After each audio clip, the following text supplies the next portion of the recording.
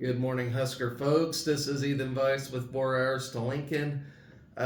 We got a big basketball game coming up today against Oregon State for the ladies, who has never beat them before. So we're going to talk about that. We're going to talk about softball, baseball, their wins over Illinois and New Mexico State.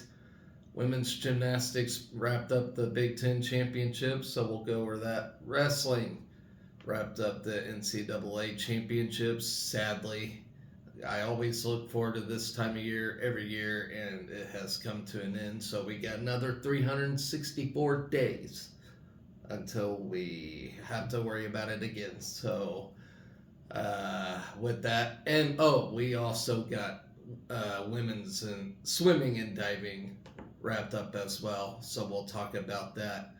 Let's talk about this basketball game first, as it's the big one. That's what everybody's here for. So we will hunt for our third NCAA Sweet 16 bid in school history. So we only done it twice. Let's see, Oregon State. They're the third seed in this tournament. What's great is they say there's a lot more national attention on the women's tournament this year, which is crazy to think about. I still don't fully believe that, but I'll take their word for it, I suppose. But I think the men is still ever more popular than the women. I just can't lead myself to believe that. Although I know women's sports are on the rise and more popular than ever, I'll give it that. But so it's nice to do good in something that's popular, I guess. So okay, we notched our first NCAA tournament win since the 2014 season. Fresno State at UCLA with a 61-59 win over the 11th seeded Texas A&M. If you all saw that, that was a crazy ass game. That was so close. I thought I was gonna fall asleep during that one, but I couldn't. I went to bed pretty early thinking we had the game well in hand, but I woke up at one point and I was like, I better check it out. And yeah, that made anybody's butthole pucker. Okay, so the Big Red built a 47-30 third quarter advantage, but had to rally in the final 15 seconds after the Aggies stormed back to take a 59-58 lead. Logan Nisley, who led the Huskers with an Nebraska NCAA tournament freshman record of 16 points, hit a pair of free throws with 14 seconds left to give Amy Williams her first career NCAA victory as a head coach.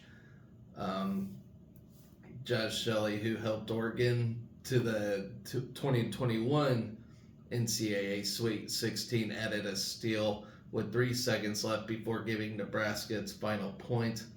At the free throw line, Shelley managed 5 points, 5 rebounds, and 6 assists to give the Huskers their 9th all-time NCAA tournament victory. For first team All Big Ten center Alexis Markowski matched Nisley with a team high of 16 points to go with a team high 6 rebounds, while graduate guard Darian White pitched in 8 points, 4 rebounds, and 2 assists off the bench for the Big Red. Nebraska is 9-3 over its last 12 games, with 6 wins over NCAA tournament teams, including an 82-79 win over then AP number 2 in NCAA number 1 seed Iowa. Nebraska's losses during the last 12 games came at number 2 Ohio State, number 3 Iowa in overtime in the Big Ten championship game, at Minneapolis, as you all remember. Crazy stuff there in 2013. Nebraska competed as the number 6 seed and defeated number 11 Chattanooga in the first round before upsetting number 3 seed and AP number 9 Texas A&M at Reed Arena in College Station to advance to the Sweet 16. So we still had some history with Texas A&M, which is crazy. Yeah, and we advanced as a number 1 seed in 2010. That's crazy to think about. Okay, so here's a little about Oregon State here real quick. Whoops. I lost my freaking place. Okay, so scouting the Beavers got Rook leads number 3 Oregon State into today's NCAA tournament second round game after a 73-51 win over number 14 seed Eastern Washington in Friday's first game in Corvallis. Rook is trying to lead the AP number 12 Beavers to their 5th NCAA Sweet 16 since 2016 and their 6th overall in program history. The Oregon State's 7 losses this season have all come to top 25 opponents from the Pac-12, while the Beavers notched 5 wins over top 25 Pac-12 foes. That include season sweeps of Colorado and Utah and a home win over number 9 UCLA. The Beavers are 12-0 against non-conference opponents this season. Oregon State prides itself on defense, holding 11 Pac-12 foes to 10 or more points below their season scoring averages, including 4 season lows in 2023-2024. The Beavers have allowed just 59.5 points per game while scoring 71.5 points per contest. So I think what we need to do is maybe get 65, make our target 65 points and see where we're at from there. So it just looks like we're going to have a crazy day against the defense. So hopefully, we rebound and do good shit like that. All right. Oregon State is led by all Pac-12 forward Reagan Beers. The 6'4 sophomore is averaging team bests of 18 points and 10.5 rebounds per game, including 19 points and 9 rebounds in 22 minutes. In the win over Eastern Washington, Beers rolled her right ankle in the final seconds of the third quarter against the Eagles and did not play in the fourth quarter. She hit 66% of her field goal attempts. She also leads the Beavers with 34 blocked shots and 36 steals on the season. So it looks like her status might be questionable. We'll see how she does. Beers leads the youngest lineup Nebraska has faced this season. Oregon State starts 2 juniors in Talia Von Alton. Hope I got that right. And AJ Marat. Man, they got some weird names. All right. Alongside with sophomore Beers and true freshman Donovan Hunter. And Pac-12 6th Player of the Year, Tamia Gardner.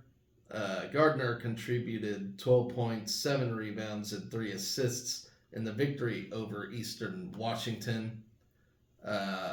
Oregon State's top scorer off the bench is freshman Dominika Purova, who pumped in a career high of 17 points on 3 of 4 3-pointers in Friday's win over Eastern Washington. Junior Kelsey Reese has moved to a key reserve the past 6 games after starting 26 contests. The 6'5" forward can spell beers in the post or provide the Beavers with twin towers alongside beers to create matchup problems for opponents. And that's something to look out for. Sophomore Lily Hansford and Adelie Blacklock round up. I almost said something naughty. Okay, round out the top 9 players in the OSU rotation. Von Oliphant, all right, we'll get this right, is an excellent decision maker with a 2.1 to 1 assist to turnover ratio, while backcourt mate Hunter has been even better in that category with a 2.5 to 1 assist to turnover ratio. Their choices have helped lead an efficient OSU offense that is shooting 46.5% from the field, including 36% from the 3-point range. Gardner is the most active 3-point shooter for the Beavers, connecting on 61 of 151 threes off the bench as OSU's number 2 scorer. The 6'3" forward also hits 88.7% of her free throws. Excuse me, fellas. Has any of your allergies been just ultimately messed up this year? I know mine have. They've been terrible. All right, Hansford is even more accurate from long range, connecting on 46.5% of her 3-point attempts. Reeves is a solid 37.7% from long range, while providing size and defensive stability inside. Marat, a 6'1" guard, is also a capable shooter from beyond the arc, while going a perfect 14 for 14 at the free throw line this season. So overall, Oregon State features 8 shooters and have hit double-digit threes on the season. The balanced shooting and strength inside allows the Beavers to spread the floor. It has also helped OSU become a dominant rebounding team with a plus 7.5 margin on the glass, even though opponents average nearly 1 more offensive rebound per game. They also carry a minus 4.1 turnover margin, forcing just 9.2 turnovers per contest. So that is our matchup against Oregon State. Going to be a tough battle, especially offensively for us, as their defense is pretty dominant. So I'd say we'd have to try to aim for 65 to 70 points in this game to get that win. I'm not really sure about their shooting ability, but defensively, they're good enough to make it to this round and host an NCAA tournament game. So hopefully we come out on top. We're a good offensive team, that's for sure. So great offense versus great defense in this one. So I think it'll be an exciting game. No matter how this one turns out, it's been an excellent season for both men and women, and I really am proud of both teams. I am still bummed about how the men lost, but, you know, our 8th ever entry into the NCAA tournament is it's a good thing, and I think we're going to be regular customers there for while we have Fred Hoiberg. So moving on, ladies and gentlemen, well, let's talk about what's going on today. Women's tennis taking on Illinois. Softball also taking on Illinois. Men's tennis at Michigan. Baseball finishing their series against New Mexico State, as well as the softball team against Illinois. And women's basketball, of course, I just talked about that in the second round of the NCAA tournament. So let's move on. Let's talk about that.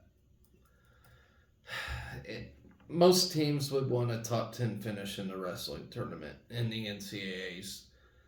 Yes, we did well. There's no doubt about it. We did well. We finished ninth overall, which is a great, good thing, you know. But we're also slipping every year. It doesn't seem like we're getting any better. I feel like we're slipping. We haven't had a national champion since 2011, and to me, that's unacceptable. I'm not calling out Mark Manning, and I'm not calling for his job. This is not what I mean at all. It's just we're not. For one, Penn State is snagging up all the wrestling talent out there, like the best out there, and without a doubt. They're just too good. They're getting on, and they have to recruit in their backyard. That they don't really have to go anywhere to recruit. That's the scary thing, you know. So yeah, it's typically going to be a battle for second place because Penn State's just too good. They're the new Oklahoma State when it comes to wrestling. It sucks because wrestling doesn't have very many national champion schools. I mean, there's only like 7 of them, you know. But Michigan State, Iowa, and Penn State are the dominant one, the ones that are always in it, you know, so to speak. And it just sucks because, you know, you can't get an exciting feel for it anymore. It seems like just because, you know, but like this year, I knew Penn State was going to win it all, you know. Thank God that Aaron Brooks and Carter Strachey are gone, but they're going to reload that spot. And they still got Levi Haynes. You know, it sucks, you know. I wish Levi Haynes would transfer over and take over Peyton Robb's spot for next year. That would be outstanding. But let's talk about it. So, you know, we finished second most in the field of All-Americans, which is a truly outstanding accomplishment. What separates a lot of that, though, is the damn bonus point victors. We didn't get very many bonus point victories this year, which is a problem. We seem to just settle with close, decisive matches, and to me, it's just like, why settle for that, you know? But it's truly an accomplishment to make the Nationals in the first place. And really, I'm just talking out my ass. I just feel like we could have done better. You know, it seems like we've been falling apart more and more each year in the Nationals. I get it's getting tougher and tougher every year. You still got people wrapping up their COVID years and whatnot. So you're getting fifth year seniors and this and that. And it just, it takes the fun out of it, really. Although there was some fun, good matches and upsets in this thing. It just, yeah, I don't know. I didn't have as much fun watching the championships this year, honestly.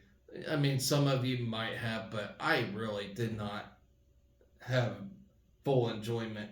That first and second round, though, the first and second sessions, though, were fun to watch. But then when we got to that third session with the quarterfinals and we were just shitting the bed, I was getting depressed. I will say that. So starting off, we didn't have anybody wrestle for a national championship this year. So our season ended in the medal round, which was the fifth session.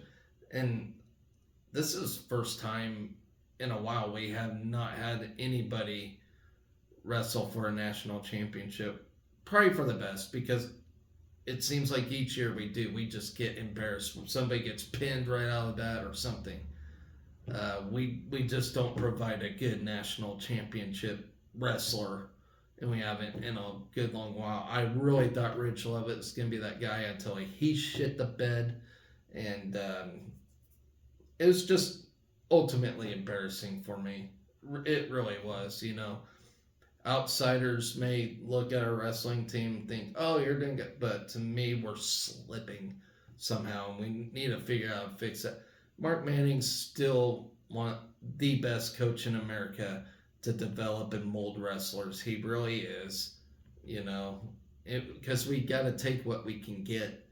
And Mark, in all his glory, does a great job of molding and making them the best wrestlers that they can be. And I still believe that he does a great job of that. But yeah, this year was just a joke to me. It really was. Okay, let's start with that the 7th place matches. So at 157, Peyton Robb ended his Husker career surpassing 100 victories, earning his 4th All-American honor and finishing 7th. And believe me, finishing All-American at the NCAAs is no easy task, and it's an incredible honor. It really is. I saying this, not sounding too thrilled about it, but it really is a great honor, And if you don't know how All-American status works, you just got to place in the top 8, which not very many normal human beings can say they are an All-American wrestler at the Deep 1 level. To me, those are the kind of guys you just don't want to square up with. All right, so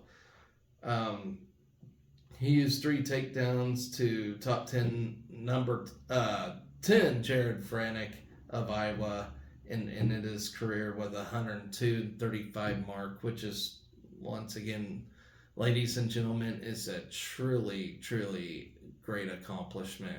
And I'm very proud of Peyton Robb, and I am glad he was part of this team. And what a great story he has had this past year. I'm just so glad he finished his career earning that honor. So, all right.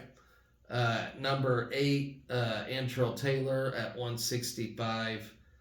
Met West Virginia's number 9, Peyton Hall, for 7th. The two wrestled a tight match before Hall secured the 2-1 decision. The redshirt freshman concluded his impressive first career NCAA championship with an 8th place finish. So, you know what, Antrell Taylor, he's looking very promising. He's looking like the next Rich Lovett, so to speak. He might be the next best thing for our wrestling team. So good job by Antrell Taylor. Earning All-American as a freshman is hard itself. That's a very good accomplishment. So going on to the 5th place matches, top-seeded Ridge Lovett battled Kyle Parko for the 2nd time this season. For 5th at 149, Lovett earned an escape in the 2nd period, but Parko scored a last-second takedown to finish on top, 3-1. The Big Ten champion ends his NCAA run as a 3-time All-American and finishes the year with a 27-4 record. So it looks like he'll be back next year to go on a quest to actually win the freaking national title, like I really thought he was going to this year.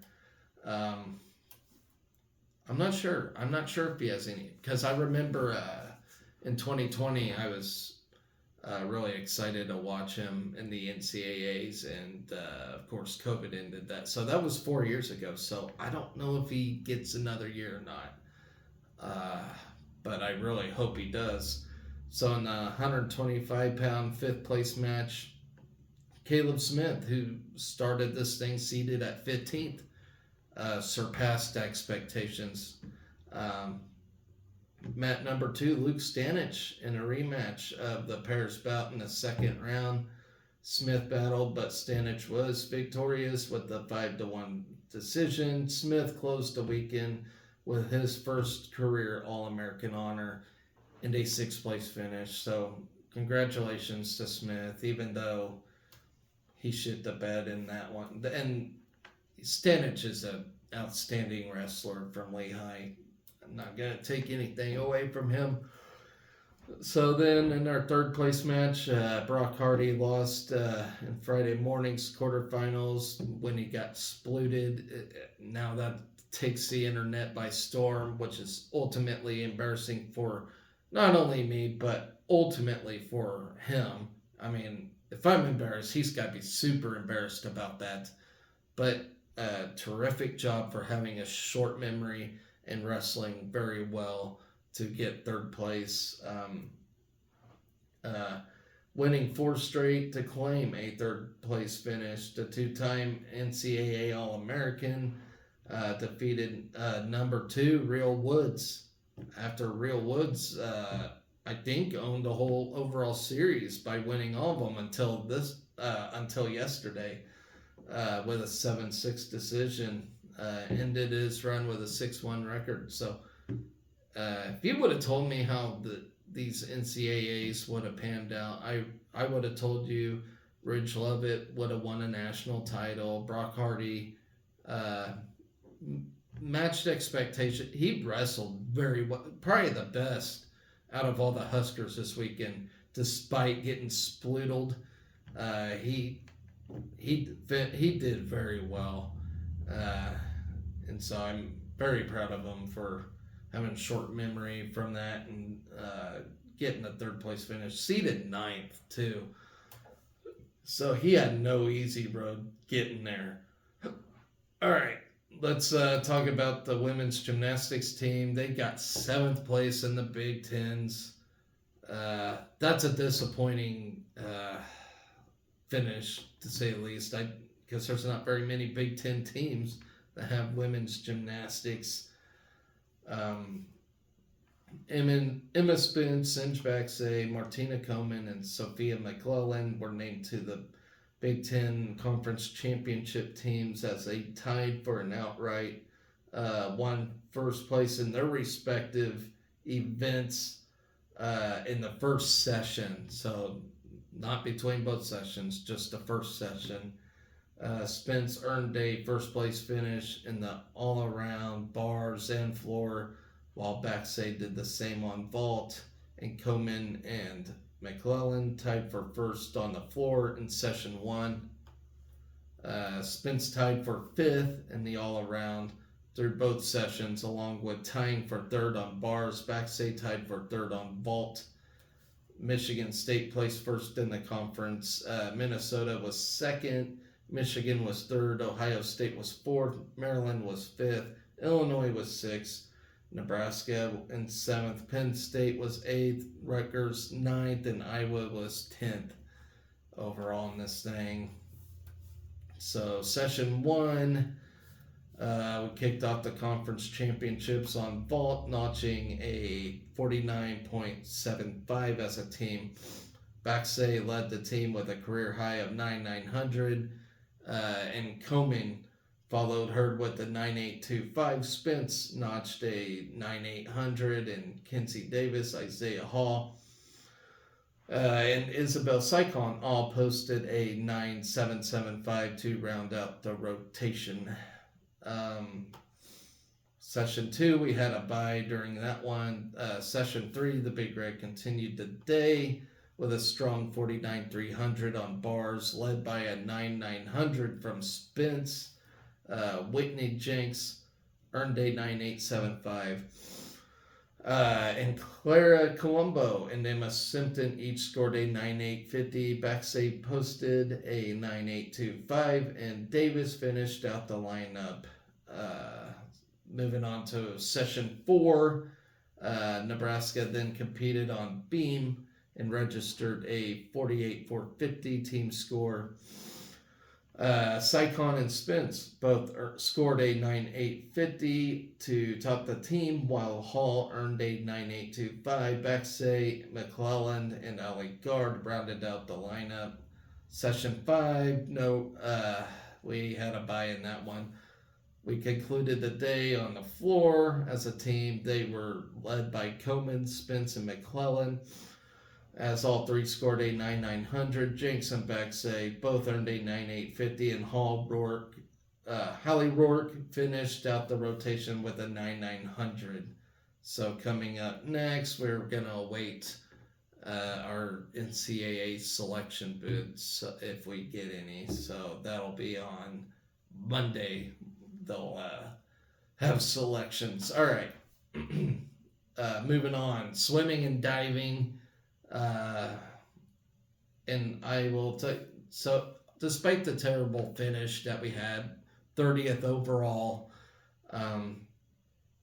Gina Jorgensen had herself a pretty good day. She earned first All-Team America honor for the first time since 2001. So, it wasn't a great day for swimming and diving, as it has been for years, but first All-America honor since 2001. So it's been a long, long time.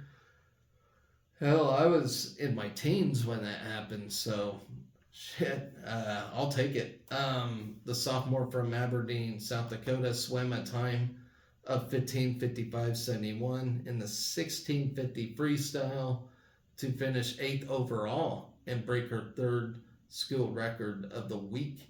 She is now 19 seconds faster than any other miler in Nebraska history.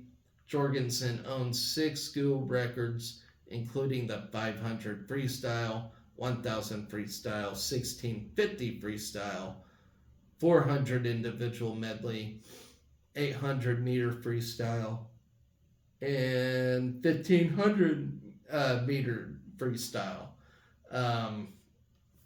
Jorgensen improved her seed in all 3 events this week, finishing 33rd in the 400 individual medley while shattering a 25-year-old school record and placing 27th in the 500 freestyle while breaking her own record. At the Big Ten Championships, Jorgensen earned a podium finish in the mile with a 5th place finish, captured 10th in the 500 freestyle, and placed 20th in the 400 individual medley. She has collected 19 individual victories and 27 top 5 finishes throughout the season. Kelsey Claremont finished competition in platform, recording a score of 2:42.70. The sophomore from Regina, Canada, finished 20th to achieve her career high NCAA finish a year ago. Claremont placed 34th in the event. Both Jorgensen and Claremont helped the Huskers to a 30th place national finish. So, better than most years, I will say that. So, good job by the 2 ladies that competed in this thing. So let's move on, folks, to our last things. We got softball they beat Illinois yesterday. Another come from behind victory. So we take the series against Illinois. Hopefully we get the sweep today. All right, a 12-run 4th inning powered the Nebraska softball team to a 16-6 5-inning victory on Saturday afternoon at Bullen Stadium. The start of the game was delayed by more than an hour due to inclement weather, but the delay did not slow down the Husker offense. Nebraska's 16 runs were a season high, while the 12-run 4th inning was the Huskers' biggest inning of the year. It was a 4-3 Husker lead before Nebraska scored 12 times in the 4th inning.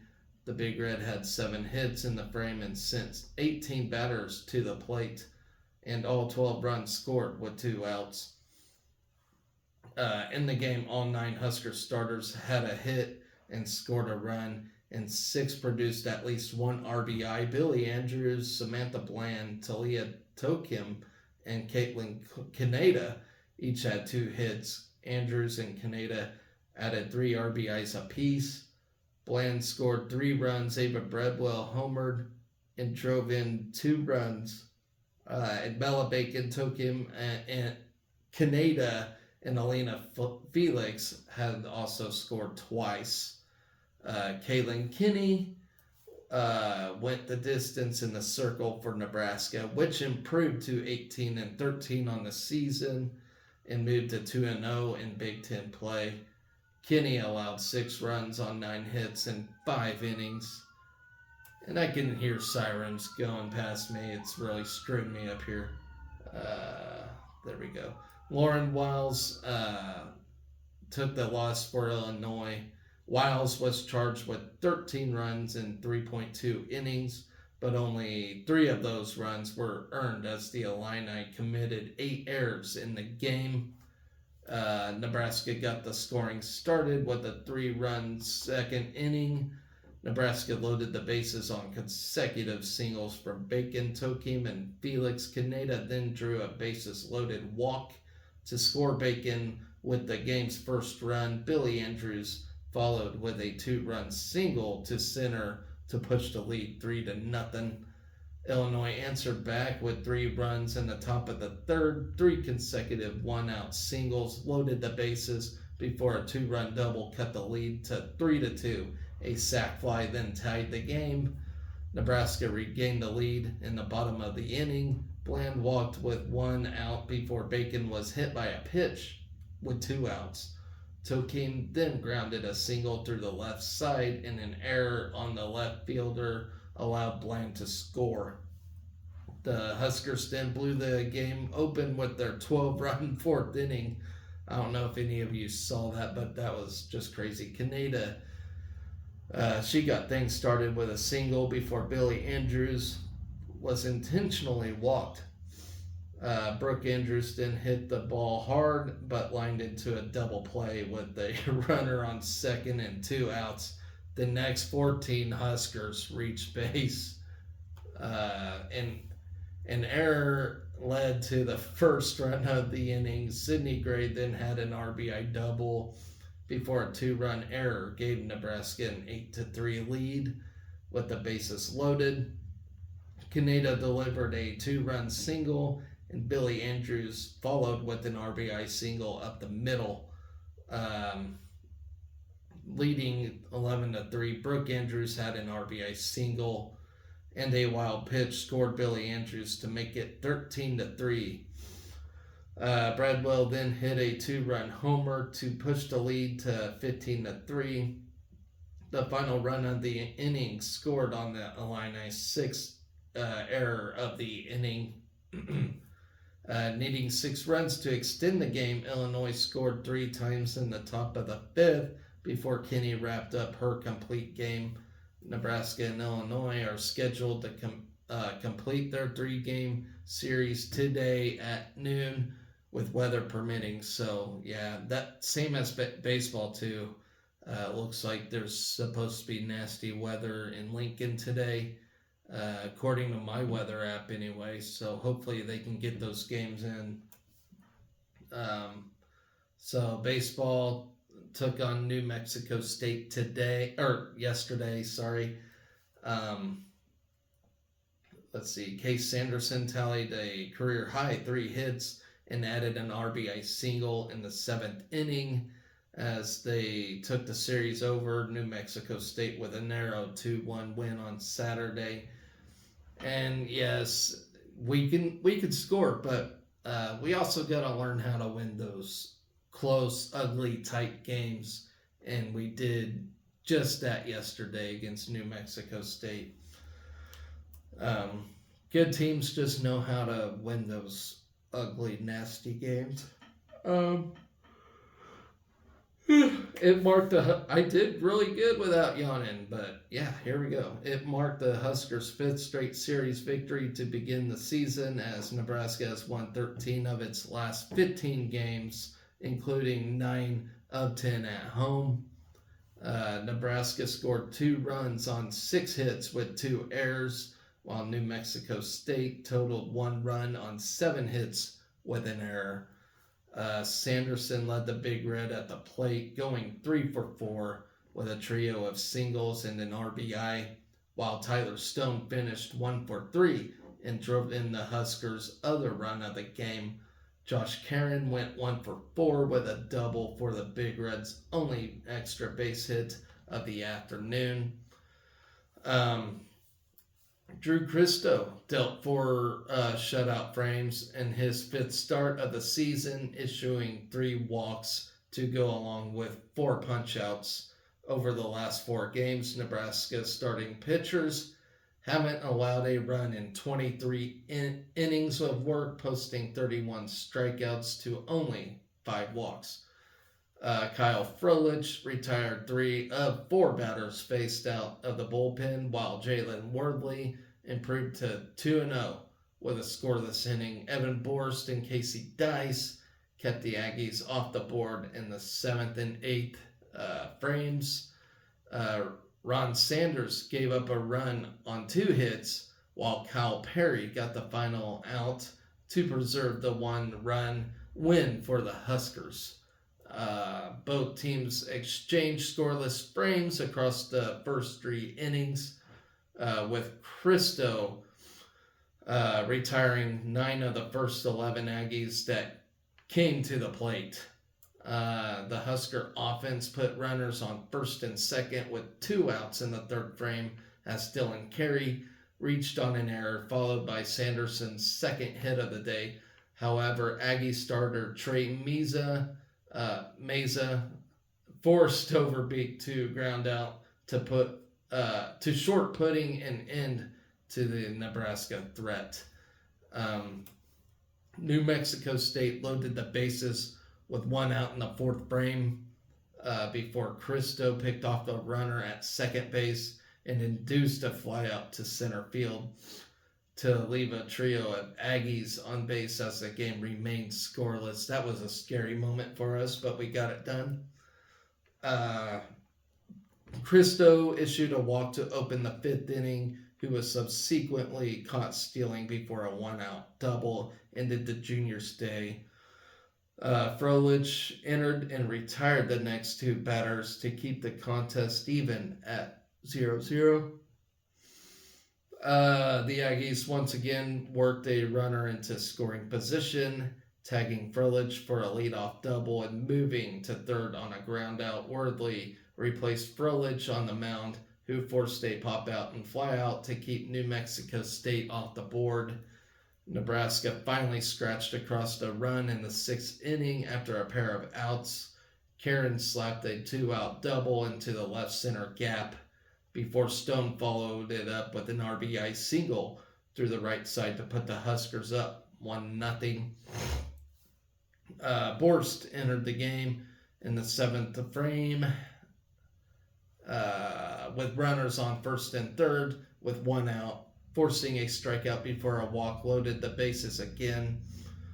The right-hander fielded a bunt down the 3rd base line and fired to 1st to end the inning and keep the Huskers ahead by a run. Nebraska added an insurance run in the bottom half after Riley Silva and Carey were each plunked. Sanderson singled through the right side to double the Huskers' lead and give the freshman a career-high 3 hits on the afternoon. Dice then hurled a shutout 8th frame, striking out 2 of 4 batters faced to give him 5 straight scoreless appearances. 2 hits off Sanders in the 9th inning plated the Aggies' first run of the day before Perry entered and punched out his lone batter faced to secure his 3rd save of the season. So that is all of Saturday's activities. We got more to come today. And with the winter sports coming to an end, we're slowing down a bit. So I may be going back to 1 show a week format. I'm not sure yet. It might depend on how much news breaks out at for the Huskers athletics program and yada yada yada. But still more exciting things to come. Our winter sports are not ending like we wanted them to. We really thought that men's team was going to get a freaking win. And I still owe you guys a hot pepper, so I will get to that as soon as I can. And I may have to work on my breathing techniques before I do that.